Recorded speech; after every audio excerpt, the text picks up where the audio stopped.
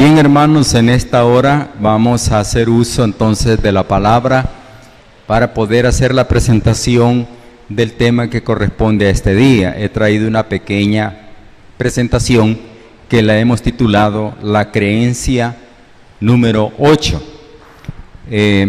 Dado el programa que la iglesia está siguiendo, ustedes ya se habrán dado cuenta que se está tratando de fijar los conceptos de las doctrinas que son importantes en la iglesia. Y quizás lo primero es enfatizarles que la palabra doctrina no es lo mismo que una creencia. Cuando hablamos, y eso vamos a hablar en esta hora, vamos a hablar de una serie de creencias, de las cuales la número 8 es la primera, que forma parte de la doctrina de la salvación. Así es que vamos entonces a hacer la primera lámina que nos va a decir la doctrina de la salvación. Para ilustrar a los hermanos que quizás por primera vez escuchan esta palabra, la doctrina de la salvación comprende 4 creencias. La creencia sobre un gran conflicto, la creencia sobre la existencia de un Salvador, la creencia sobre un plan de salvación y la creencia de un crecimiento en la vida cristiana. Esas 4 creencias forman la doctrina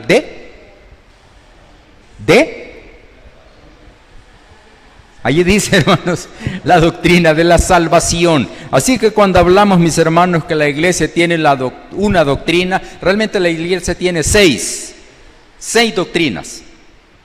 Porque por ahí me preguntó un hermano, mire, yo quiero que me diga dónde está ese libro de las 28 doctrinas.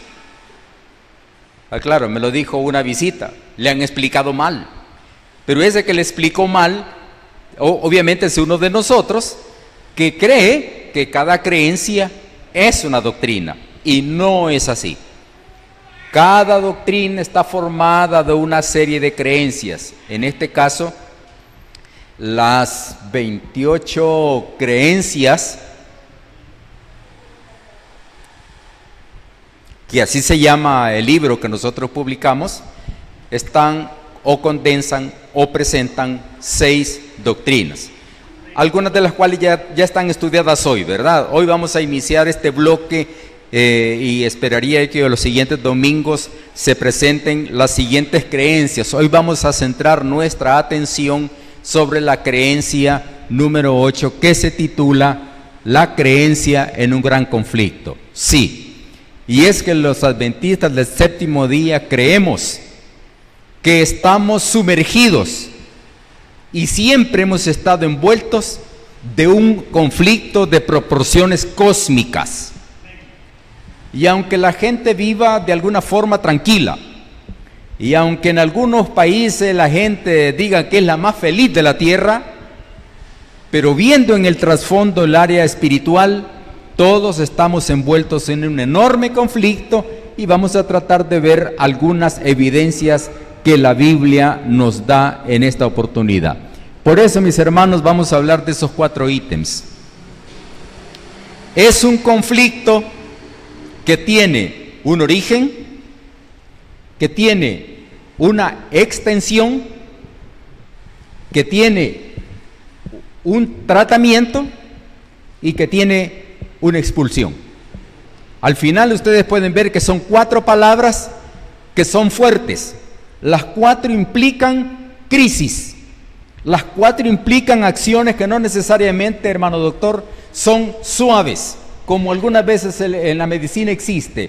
Algunas veces cuando uno tiene un raspón, el tratamiento no es dulce, ni es agradable, es doloroso. Pues la herida que sufrió aquí la creación como resultado de una rebelión es el origen de este gran conflicto, que tuvo un origen, que tiene un tamaño, que tiene una forma en la que el Señor ha estado tratándolo y que finalmente termina con una expulsión. Vamos a ver el primer caso, el origen.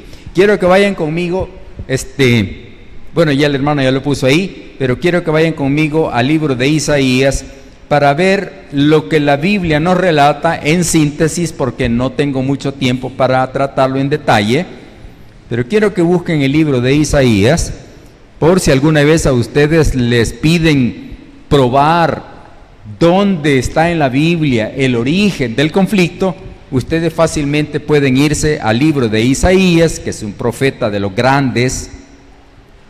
Busquen el capítulo 14,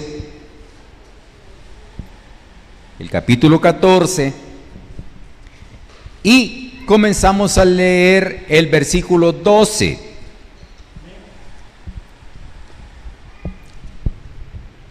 ¿Sí, ya lo tienen, hermanos? Vamos entonces a contestar la pregunta. Esta creencia en el gran conflicto, ¿a dónde comienza? ¿Cuál es su punto de origen? Exactamente cuál fue el segundo, el minuto en que comenzó a existir este conflicto. Bueno, aunque no tenemos en un reloj datada esa fecha, esa hora, sí tenemos un evento, sí tenemos una acción. Quiero que note el versículo 12 del capítulo 14. Dice el profeta que pudo ver en visión este acontecimiento. Y esto él lo hace como un lamento. Dice el versículo 12: ¿cómo caíste del cielo, oh lucero, hijo de la mañana? Debo decirles, hermanos, de que todos hemos sido testigos y somos testigos de que hay un lucero preciosísimo que sale entre las 4 y 5 y 5 y media de la mañana, cuando el sol todavía no está en su fuerte. Y ese lucero es el que nosotros llamamos el lucero de la mañana. Igual lucero ha habido allá en la tierra de Palestina.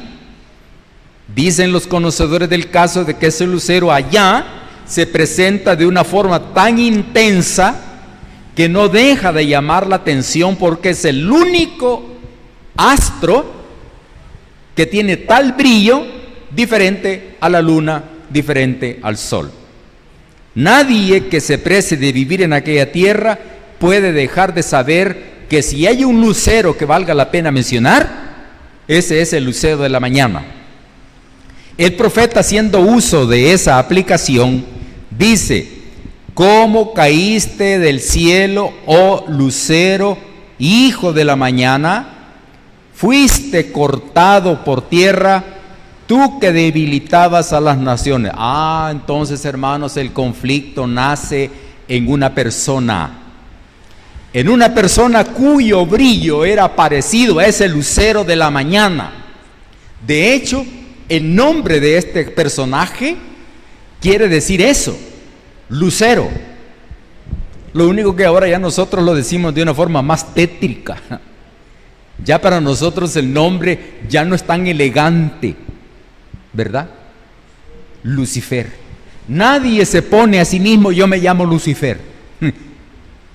Así le ponemos quizás al chucho, cuando es negro, cuando es violento, cuando es rabioso. Pero humanamente nadie se siente orgulloso. Pero cuando el Señor creó a este personaje, era tan hermoso, tan especial, que el Señor le puso Lucifer, que traducido quiere decir lucero de la mañana. Precioso nombre, ¿verdad? Y uno pudiera decir, una criatura tan hermosa, tan brillante, ¿cómo puede haber caído en semejante crisis que ahora podamos decir, 6,000 años después, miren, este señor dio origen al conflicto? ¿Cómo? Bueno, hay una explicación y no hay una explicación. Porque la Biblia presenta algunas razones, o una razón, pero esa no es una explicación. De hecho, el pecado, tal como lo dice la hermana Elena, es un misterio. Y la Biblia, para que ustedes vean que también la Biblia contempla todos los aspectos, la Biblia lo llama el misterio de la iniquidad. Y un misterio es Un misterio. No se puede explicar. Podemos dar algunas razones. Podemos presentar algunos argumentos, pero no lo podemos justificar. Y noten ustedes lo difícil que es explicar este conflicto de cómo nace. Quiero que lean el versículo siguiente, versículo 13. Es de una forma increíble cómo nace el conflicto, Así que la pregunta siguiente sería para que ustedes tengan un poquito de actividad intelectual. ¿En cuántas personas nace el conflicto? Usted dice una, de este lado, una, allá al fondo, una, en una persona. Así que si alguien les pregunta, miren, ¿y cuál es el origen del conflicto? Ah, nació en el corazón de una persona.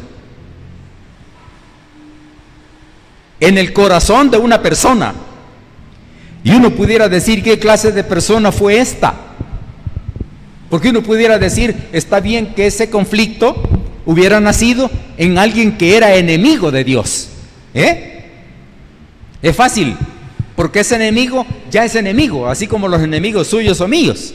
No necesitamos provocarlos, ya son enemigos. Y como son enemigos, tienen sentimientos contrarios, tienen deseos contrarios, tienen propósitos contrarios. Pero cuando hablamos de este señor llamado Lucero de la Mañana, él era un gran amigo. Eso es lo misterioso del caso. Estamos hablando de alguien a quien Dios le dedicó tiempo especial para hacerlo. La Biblia dice de que cuando el Señor dijo, vamos a ser al representante de todos ustedes, que le dijo a los ángeles, dice que ese día los ángeles prepararon la orquesta y comenzaron a tocar, no sabemos qué himno, no sabemos qué melodía, pero comenzaron a tocar esa sinfonía con notas hipercelestiales, porque el Señor estaba creando al ser superior a todos ellos. Ese día los mejores cantores, si es que hay buenos y malos, bueno, no hay malos, vea, en el reino todos son buenos cantores, pero algunos desempeñaban el papel en la sinfónica de Dios. Y ese día cuando el Señor permitió que cantaran esa sinfonía especial, ese día el Señor hizo al ser que iba a ser el jefe, el gerente, el administrador, el primero de todos los ángeles. Y para que se viera que ese ser iba a ser especial, lo adornó con todo lo posible para que pudiera impactar. De hecho, ya su nombre impacta, porque que Dios mismo me ponga a mí Lucifer es porque Dios dice, vos reflejás luz. Y reflejás una luz superior a todas las otras estrellas. Y se te compara a Lucero de la Mañana. La Biblia dice que el vestido de este sujeto era un vestido especial. Bueno, no me voy a detener, solo quiero que noten ustedes que este ser tan especial un día dijo en su corazón, subiré al cielo.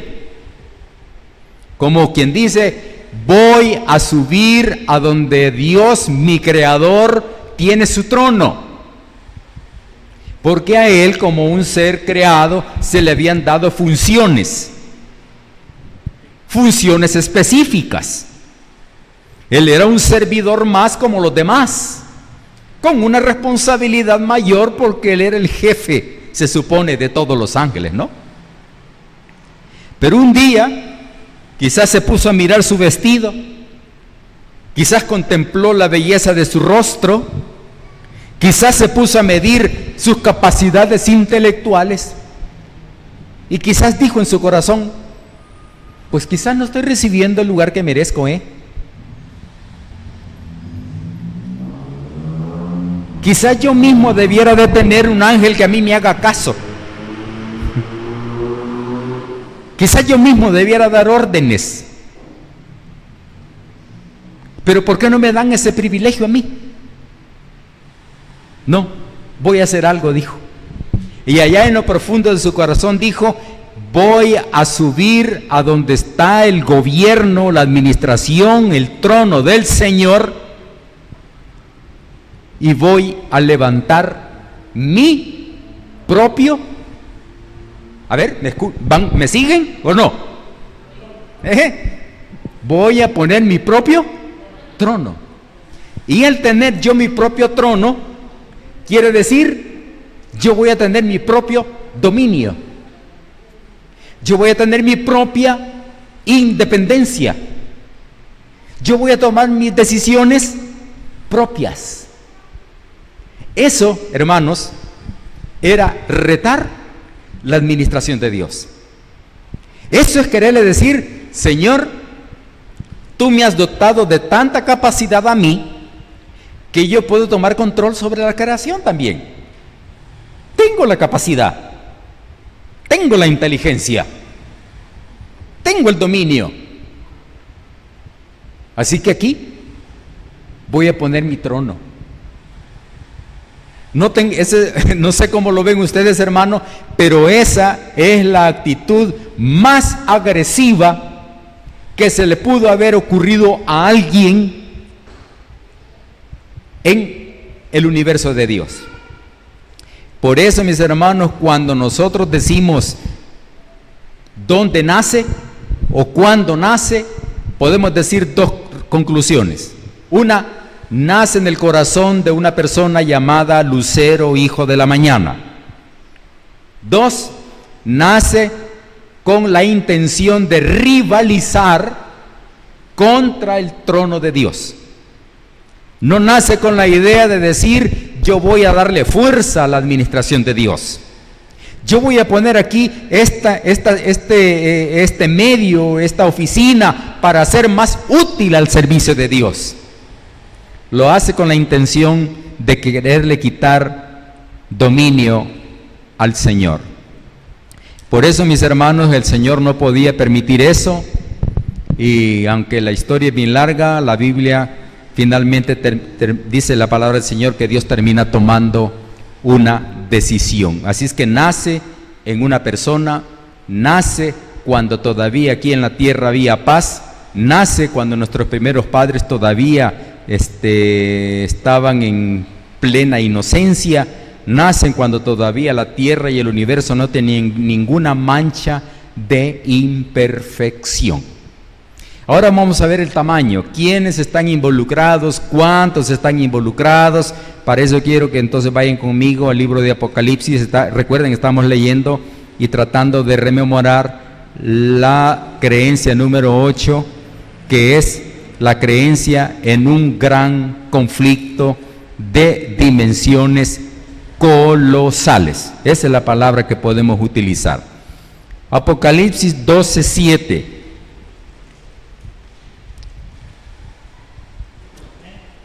Muy bien. Dice la palabra del Señor, aquí en mi Biblia leo, y dice: después hubo una gran batalla. ¿En qué lugar dice la Escritura? Así es que, mis hermanos, cuando ustedes piensen en este gran conflicto y quieran explicarlo a otros, deberán decir: el conflicto inicia en el gobierno de Dios, no porque Dios haya hecho algo malo, es porque su criatura más preciosa un día decidió rivalizar con el Señor. ¿Por qué le nació eso en su corazón? No sabemos. Solo sabemos que es producto de una alta dosis de egoísmo, y el egoísmo pues no tiene explicación. Ahora, ¿quiénes están involucrados? Bueno, como se dio en el cielo, los únicos que estaban presentes en ese lugar, pues es obvio lo que dicen acá, ¿verdad? Miguel y sus ángeles luchaban contra el dragón, y luchaban el dragón y sus ángeles. Así es que ¿quiénes estaban involucrados? Los ángeles. ¿Cuántos ángeles estaban involucrados? Pues todos los ángeles, el 100% de todos los ángeles.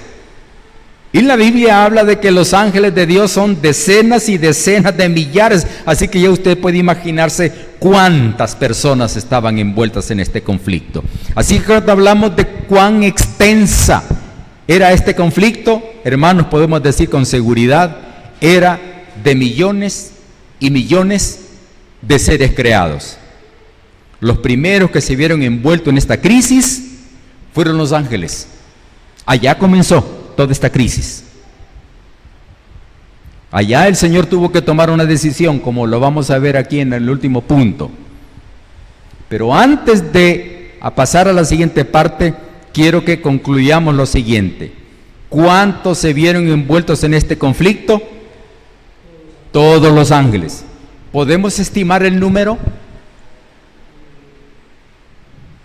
La Biblia en el libro de Apocalipsis dice que son decenas y decenas de millares. Pero ese es un número un poco anecdótico, un poco simbólico, porque realmente la palabra se puede traducir millones y millones. Obviamente el universo del Señor es enorme, ¿no? No tenemos la capacidad para visualizar sus márgenes, pero estuvieron envueltos todos los ángeles, ¿eh? En esta crisis estuvo envuelto el Padre, bien de cerca. En esta crisis estuvo envuelto Jesús, bien de cerca. En esta crisis estuvo envuelto el Espíritu Santo, bien de cerca. Así que cuando hablamos de extensión, hablamos de mucha gente. Y si avanzamos un poco más en el tiempo, también se vieron involucrados Adán y Eva. Y si avanzamos un poquito más en el tiempo, también estuvieron involucrados Caín y Abel. Y si avanzamos un poco más en el tiempo, hasta los tiempos de Noé, ya usted se podrá imaginar cuántas personas estaban involucradas. Y si avanzamos un poquito más en el tiempo, 2017, 5 de marzo, ¿cuántos millones y millones habemos que estamos metidos en este conflicto? Si hay alguno que tiene conflicto con el egoísmo, está implicado en este conflicto. Si hay alguno que tiene problemas para seguir al Señor, es porque está implicado en este conflicto. Si hay alguno que le cuesta creer que el Señor va a venir por segunda vez, está implicado en este conflicto. Por eso, mis hermanos, creer que el Señor nos dice y nos enseña en su palabra de que existe un gran conflicto, es, mis hermanos, aceptar el hecho número uno de que no podemos pasar la vida así de fácil. Es un conflicto. Y la vida cristiana no es para pasarla tranquilo, no, es un conflicto. Esto requiere, pues, obviamente, otro tipo de medidas. Vamos a pasar al tratamiento. Dice la Escritura, y quiero que vea el versículo 8. ¿Cuál es el tratamiento que Dios le dio a este caso? A ver si pasa la primera, hermano. Ya dije, ¿no? Hablamos de que el conflicto en el cielo y también en la tierra. El segundo, implicados los ángeles, Adán y Eva como nuestros primeros padres. Vamos al tercero, la persuasión. Dios, mis hermanos, antes de tomar una decisión terminal, aplicó lo que serían esas dos palabras claves que están ahí: una persuasión y una advertencia. Hablemos de la primera unos 2 minutos. Cuando el pecado se dio a conocer en el corazón de Lucifer, solo Dios podía saber cuáles eran los límites de esa desgracia. Me atrevo yo a pensar, hermano, que ni siquiera el mismo Lucifer entendía los límites de esa gran catástrofe que estaba creando. Él pensó de que esa solución era una solución más económica, más viable, más inteligente, como para que el Señor no se complicara más la vida, ¿no? Lo malo es que Lucifer no estaba tratando de servir a Dios, estaba tratando de servirse a Él. Y es ahí donde Dios vio el peligro. Por eso dice la hermana Elena que antes de tomar la decisión de expulsarlo, Lo llamó. Le preguntó las razones, como todo buen padre. Le explicó los resultados.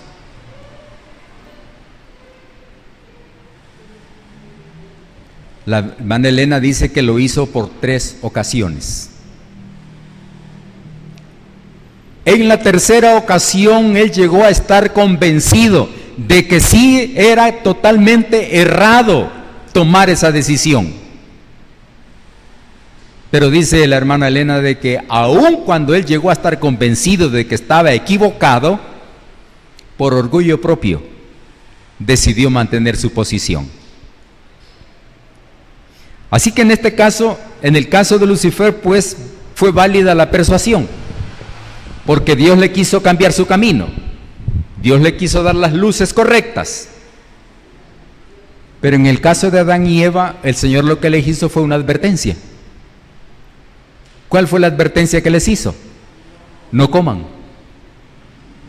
No coman de ese árbol, porque el día que de él coman, entonces van a morir.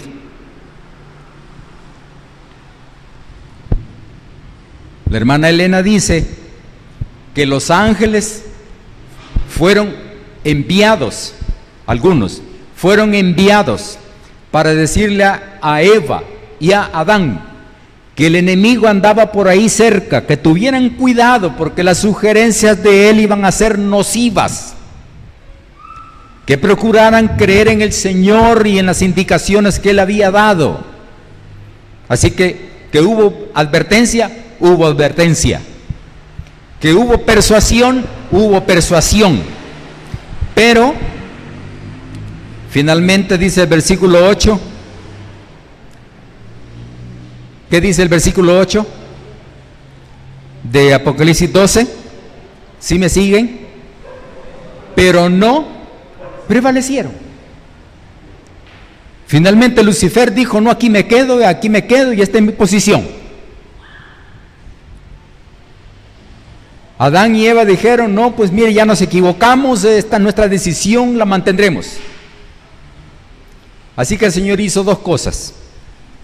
Expulsó a Lucifer, ustedes lo pueden leer aquí en el versículo número 9, y fue lanzado fuera el gran dragón, fue expulsado del cielo, la serpiente antigua, la que se llama Diablo y Satanás, el cual engaña al mundo entero, y fue arrojado a la tierra, y sus ángeles fueron arrojados con él, fueron expulsados. Así que el gran conflicto es un conflicto de condición, de dimensiones cósmicas. Y aunque la Biblia dice que es una tercera parte, ¿verdad? Dice que es una tercera parte. ¿De cuántos hablamos, Gustavo? Si pudiéramos saber el número total, quizás pudiéramos dividir entre 3 y saber, pero la Biblia dice que solo son millones de millones y bueno, nos vamos a quedar con que son bastantes. Pero esa tercera parte, junto con su jefe, fueron arrojados a la tierra. Y aquí en la tierra, Adán y Eva, que pecaron, también fueron expulsados. ¿De dónde fueron expulsados? Del jardín del Edén. Note que el Señor pudo haber tomado una decisión más terminal y decir: bueno, si no se portan bien, adiós. Así como los hice en un instante los puedo hacer desaparecer. Pero Dios no es de la naturaleza que aunque quizás nosotros somos, ¿verdad? Porque nosotros somos así, violentos, somos irreflexivos. No, el Señor tiene su tiempo y sabe cómo hacer las cosas despacio, pero seguras. Por eso, mis hermanos, debo decir de que el Señor, considerando el origen, considerando de que todos habían estado envueltos en este conflicto, Él trató de hacer lo que estaba en su ámbito: persuadir y advertir. A ver, ¿se acabó? Pasamos a la siguiente. Y viene entonces el siguiente tema: expulsados. Uno fue expulsado del cielo, donde él debió haber estado, y los otros fueron expulsados del Edén, donde debieron haber estado. Es obvio de que Lucifer ya no tiene opción de volver, pero nosotros sí tenemos opción de volver. Y por eso, mis hermanos, al leer la creencia de los adventistas del séptimo día, número uno, no podemos quedarnos de lado sabiendo de que estamos envueltos en ese conflicto. Y quiero terminar mi presentación leyéndoles el versículo 17. ¿Me acompañan? 12, 17. Y entonces el dragón, cuando fue expulsado, se llenó de ira. Él ya estaba enojado con el Señor, porque nadie se sale expulsado de buena manera. A nadie que le dicen andate de esto, pues se siente cómodo. Ya desde ese momento, ya desde antes inclusive, Lucifer ya estaba incómodo. Así que cuando el Señor decide expulsarlo, dice, bueno, no puedo hacer nada por impedirlo, pero entonces le voy a hacer la guerra. Y le voy a hacer la guerra con lo que más le duele a él. Y dice la Biblia de que se fue a hacer guerra contra el resto de la descendencia de la iglesia, los que guardan los mandamientos de Dios y tienen el testimonio de Jesús. Y aquí está usted involucrado. Y aquí yo puedo terminar mi presentación de esta noche. A grandes rasgos hemos visto la creencia número 8. La creencia número 8 nos dice de que estamos envueltos en un enorme conflicto de dimensiones cósmicas. Un conflicto que nace allá en el cielo, en X momento de la historia, en donde se ven envueltos todititos los ángeles de todos los niveles, porque todos tuvieron que tomar una decisión. Algunos dijeron, me quedo con el Señor, otros dijeron, no, yo le hago bando a él, a Lucifer.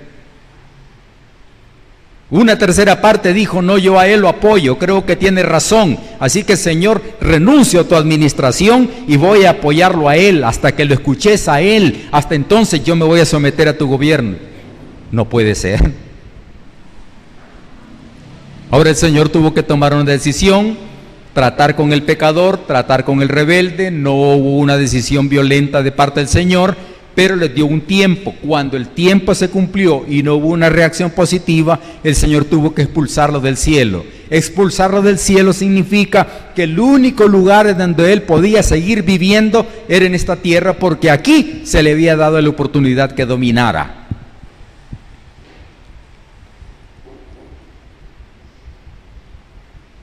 Ahora, cuando él se da cuenta que Jesús muere en la cruz del Calvario, esa fue la firma de su condenación.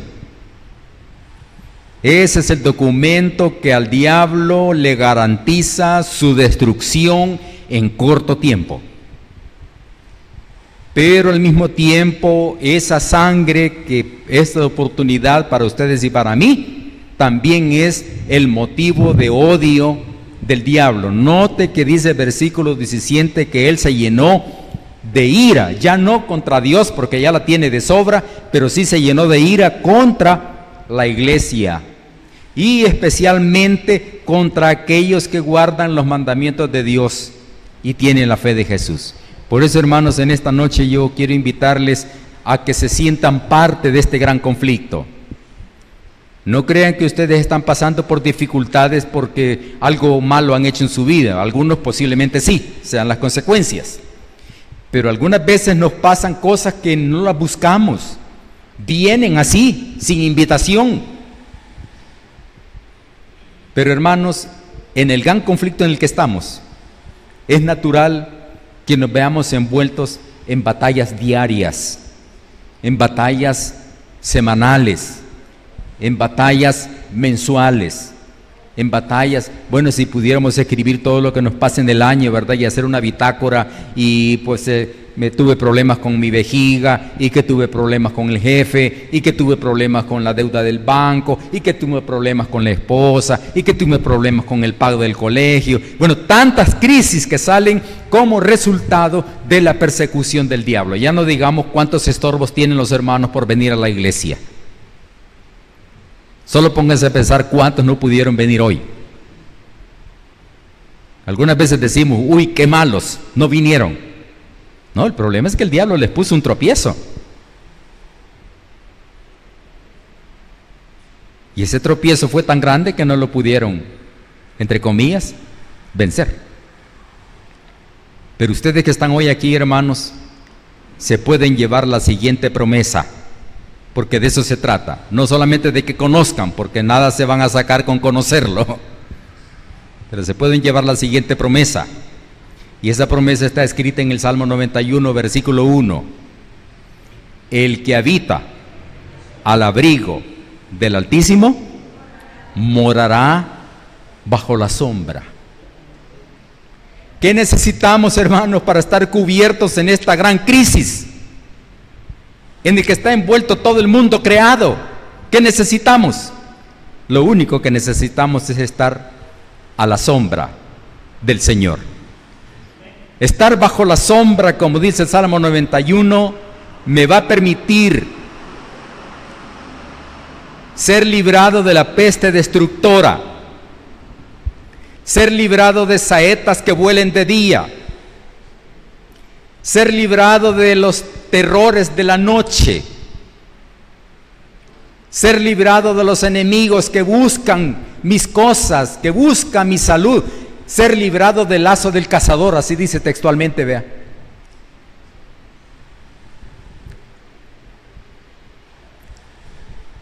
¿Ya? ya termino. Librado del lazo del cazador. ¿Saben ustedes, hermanos, que el lazo del cazador es una trampa? Algunas veces nosotros caemos en trampas económicas, porque el Señor que llega ahí a darnos la tarjeta de crédito solo nos dice, mire, esto le va a salir barato, tiene 60 meses para pagar y tiene todo, y si no puede, pues le volvemos a financiar. Trampas. Después, cuando ya las deudas se suben y pagamos interés sobre interés, ¿quién nos metió en eso? La trampa. Pero el Hijo de Dios no debiera caer en esa trampa, siempre y cuando esté bajo la sombra del Señor. Así que mi invitación en esta noche, hermanos, sí es cierto, el conflicto es enorme, sí el conflicto es de una escala cósmica, sí el conflicto solo le va a poner fin el Señor, sí el diablo está enojado conmigo, con usted y con todos, porque está enojado con la iglesia, especialmente con aquellos que hacen uso de la sangre de Jesús. Está enojado, y no solamente enojado, sino que nos odia. ¿No creen ustedes que el diablo les va a hacer un favor alguna vez? Nunca, porque él nos odia. Y a la gente algunas veces, a algunas personas les da dinero, pero el costo que les van a pagar por eso es bien alto. Algunas veces uno quisiera tener ese dinero, o uno quisiera tener ese carro, o uno quisiera tener ese privilegio de tener un Air Force One para viajar, vea. Con dificultad pagamos la 30B. Pero el hombre tiene ahí un avión solo para él. Eso lo va a cobrar el diablo, no crean que es gratis. Pero hermanos, ustedes tienen una mejor defensa que la que tiene el diablo, porque él no puede vivir bajo la sombra del Señor. Y ustedes sí lo pueden invitar hoy a su casa y decir, hoy yo estoy protegido por la sombra del Señor. No necesitan ver a alguien ni a la derecha ni a la izquierda, porque solo la sombra basta. Por eso, mis hermanos, yo les hago una propuesta de fe. Sí existe un conflicto, sí es cósmico, sí rebasa mi comprensión, pero igual es la solución de Dios. Vivamos bajo la sombra del Señor, que esa es la única protección que tenemos. Pero yo tengo que tomar la decisión de vivir adentro y debajo de esa sombra. Que Dios les bendiga en esta hora.